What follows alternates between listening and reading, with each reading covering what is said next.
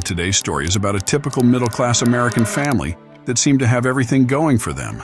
The mom and dad were still deeply in love, even after 25 years of marriage. Their two sons were thriving, both set on paths to bright and successful futures. Life for the Haldersons was picture perfect, or so it seemed. But in 2021, their lives took an unthinkable turn. What appeared to be a streak of terrible bad luck would eventually reveal itself as something far more sinister. Their downfall wasn't due to chance. It was orchestrated from within. Before we get into the full story, you found the right place if you're a fan of the strange, dark, and mysterious delivered in story format. That's all we do, and we upload once a week. If that sounds like your thing, take a moment to trick the like button into thinking it's been in a medically induced coma.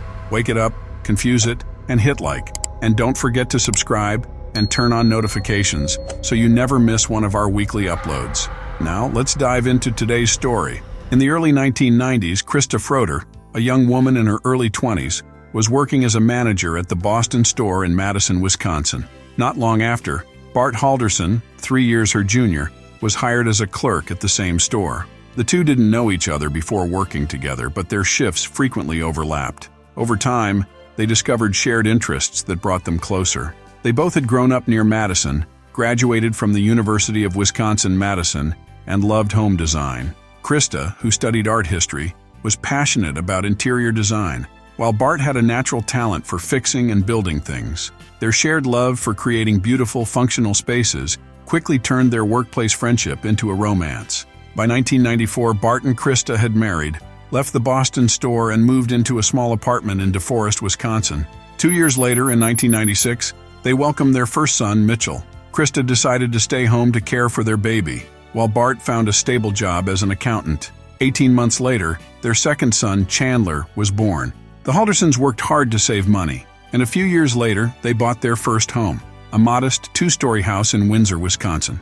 It wasn't extravagant, but it was perfect for their small family. Krista poured her heart into decorating and maintaining the home, while Bart worked tirelessly on home improvement projects. For them, the house wasn't just a place to live. It was a source of pride. The family also became deeply involved in their community. They joined local organizations like the Kiwanis Club and Boy Scouts, volunteered for charitable causes, and made lasting friendships with their neighbors. Bart and Krista provided a nurturing environment for their boys, giving them every opportunity to thrive. By 2021, the Halderson family seemed to be living the American dream. Mitchell, now 25, was living on his own, working a high-paying IT job, engaged to be married, and on the verge of buying a house. Chandler, 23, was still living at home but was excelling as well. He was finishing his final year of college, had already secured a position with SpaceX in Florida, and volunteered as a rescue diver with the Madison Police Department. Chandler also had a part-time job at a local insurance firm to help pay rent to his parents. From the outside looking in, life couldn't have been better for the Haldersons. But then in June 2021, tragedy struck. Chandler, just weeks away from starting his dream job at SpaceX, suffered a serious accident. He fell down a flight of stairs, hitting his head. At first he tried to shake it off, but his symptoms worsened throughout the day. His legs became numb, and he felt dizzy and disoriented. Panicked, Chandler rushed to the hospital where doctors discovered a severe concussion and a brain bleed. They also identified nerve damage in his legs, making it difficult for him to walk. This injury was life-changing for Chandler. It forced him to use a cane, sidelined his plans to move to Florida, and cost him the job at SpaceX. The promising future he had worked so hard to build seemed to crumble overnight. Chandler's parents, Bart and Krista, were devastated to see their once ambitious son confined to the couch, struggling both physically and emotionally. But the family's troubles were far from over. The Haldersons owned a small cabin in White Lake, Wisconsin, a remote area 3 hours north of Windsor. It was a cherished family retreat where they had spent many summers when the boys were younger. However, as Mitchell and Chandler grew older, trips to the cabin became less frequent. In late June 2021, a powerful storm swept through White Lake, damaging the Haldersons' cabin. Neighbors reported broken windows and other issues, prompting Bart and Krista to plan a trip to the cabin to make repairs. The timing seemed perfect, as the 4th of July was just around the corner. White Lake celebrated the holiday with a big parade and fireworks, so Bart and Krista decided to combine their repair trip with a mini vacation. However, their behavior in the days leading up to the trip raised some red flags. On the night of July 1st, Chandler noticed his parents packing for their trip. He observed them loading an unusual amount of cash and silver bars into their luggage. While he found it odd, he chose not to question them. Chandler also asked how they planned to get to White Lake. Bart and Krista mentioned they were getting a ride from friends, but didn't provide any names or details. This vague response, combined with the unusual packing, left Chandler feeling uneasy. Still, he decided not to press further. That night, Bart and Krista placed their luggage by the front door and went to bed. Everything seemed normal. On the morning of July 2nd, Friday, Chandler got up early at about 6 a.m. Slowly, he hobbled down the stairs, expecting to see his mom and dad having breakfast or getting ready to leave, as they certainly wouldn't have left without telling him. However, when he got downstairs, the house was dark and completely empty. All the bags his parents had packed the night before and left near the front door were gone. Confused, Chandler wondered if his parents had gotten up at 5 a.m. and left without waking him. He walked to the door, looked out the window, and hoped to see them outside, but no one was there. Strangely, their cars were still in the driveway, leading him to assume that his parents had been picked up by their mysterious friends without feeling the need to notify him. This unusual situation unsettled Chandler. The oddity of their hasty packing, their silence about who they were meeting, and their sudden departure felt off. But as always, Chandler reassured himself, convincing his mind that these were random anomalies and nothing to worry about. Pushing his concerns aside, he went about his day. Since his parents would be gone for the weekend, he called his girlfriend, Catherine, and invited her to stay with him. Catherine agreed and came over, and because of Chandler's injury, they spent the weekend lounging around, eating takeout, and watching Netflix. By Sunday morning, July 4th, both Chandler and Catherine could feel an underlying tension in the house. Something didn't feel right. Chandler had shared his concerns about his parents' sudden departure, and while they both reassured each other that everything was likely fine, the uneasiness lingered. By then, Bart and Krista still hadn't called, texted, or checked in with anyone. It was as though they had vanished. Whenever Chandler or Catherine tried calling their phones, it didn't even ring.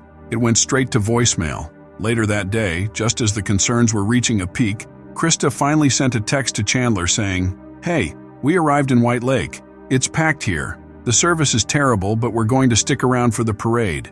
We'll be back Monday night or early Tuesday." Upon reading this message, Chandler and Catherine felt immediate relief, their worries evaporating. They were excited to see Bart and Krista when they returned. But Monday came and went, and Bart and Krista didn't return.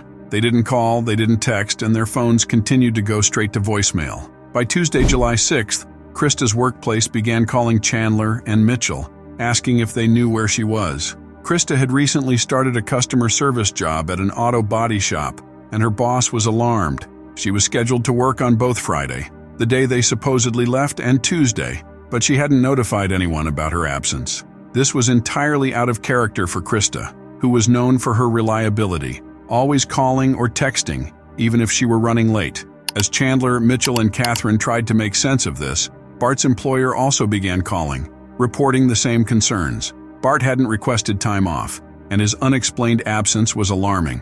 All day Tuesday, the family frantically tried to contact Bart and Krista, calling others near White Lake for information, but no one knew anything. Finally, on Wednesday morning, July 7th, Chandler went to the police and filed a missing person report. The Windsor police quickly contacted the White Lake authorities, requesting a welfare check on the Halterson family cabin. When White Lake police arrived, they found the cabin completely empty. Not only were Bart and Krista nowhere to be seen, but the cabin itself appeared unused for months. The exterior was overgrown, and inside, there was no food in the fridge. What baffled everyone further was that there was no evidence of the supposed storm damage that Bart and Krista had reportedly gone to fix. No broken windows, no signs of any destruction. The discovery left Chandler and the family reeling. Who were the mystery friends who had picked Bart and Krista up? Why had they been told about storm damage that didn't exist? By Thursday, July 8th, with no leads and growing desperation, Chandler went to the media, pleading for coverage of his parents' disappearance. The story aired, and Chandler began going door to door in his neighborhood, asking if anyone had security cameras that might have captured his parents leaving on the morning of July 2nd. Unfortunately, none of his neighbors had useful footage.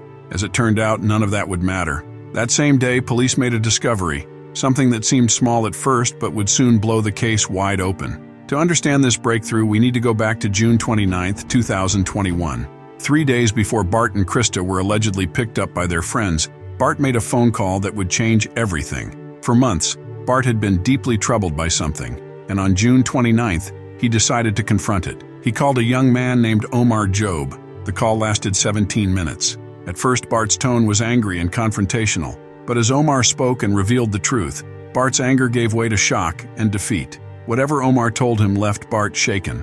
Determined to act, Bart arranged another meeting, this time involving a larger group. This meeting was scheduled for 3 p.m. on Thursday, July 1st, the day before their supposed trip. On July 1st, Bart worked from home, the weight of the upcoming meeting heavy on his mind. Around 2 p.m., he texted Chandler, "Ready to leave when you are." Chandler, knowing the importance of the meeting and the stress his father was under, had agreed to accompany him. The two got ready and met downstairs on the first floor before heading toward the front door. But as Bart walked ahead, Chandler, standing behind him, reached for a rifle he had hidden nearby. Without hesitation, he raised the weapon and fired twice into Bart's back. Bart collapsed to the floor, either dead or dying. Calmly, Chandler pulled out his phone and texted his mother, "Dad's phone is dead, so just text me." Moments later, he added, "Get soda on your way home." Krista replied, "Kay, I can."